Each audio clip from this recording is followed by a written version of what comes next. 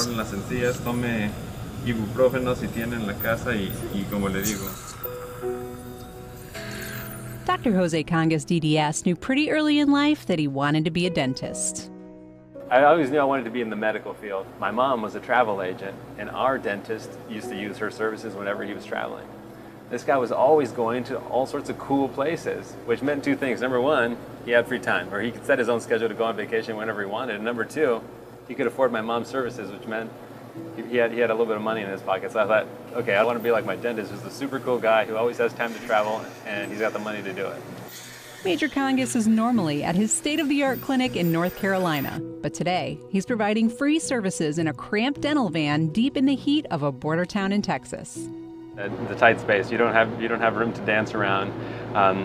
You can't move without getting out of people's way or being in people's way, and then we just have less equipment to work with. And so when I'm done with this patient here, I may need that same instrument for my patient that's sitting over there, and so it's up to my tech to get it clean and sterilized in time for me to start using it over there.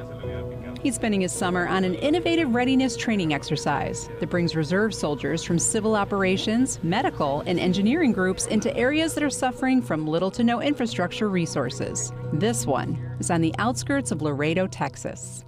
What happened is that there was access to land for people to build homes on where there wasn't any infrastructure. So there's no running water, so people would have to bring water and keep it in barrels in these sorts of areas. It's not like you can dig a well, it's so dry. And that's something that you hear about in third world countries. You'd never think that it's happening within our borders. But it's their home, it's their land, it's their walls and a roof, so why would they leave? It's all that they have, even though it's not what we would consider a livable condition.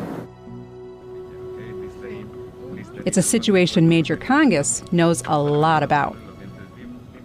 Born and raised in El Paso, which is another border town just like Laredo. It's basically just like this community. The neighborhood that I grew up in looks just like the neighborhood that surrounds this community center. It's no different. Literally, half the ladies in my chair remind me of my mom. And if I put myself in their position, if my mom were in such a place where she didn't have access to care, then I'd be so thankful to have a group of Army Reserve dentists and physicians and optometrists come in and provide that service that they don't have access to. It's just such a great thing that our training needs happen to meet their needs.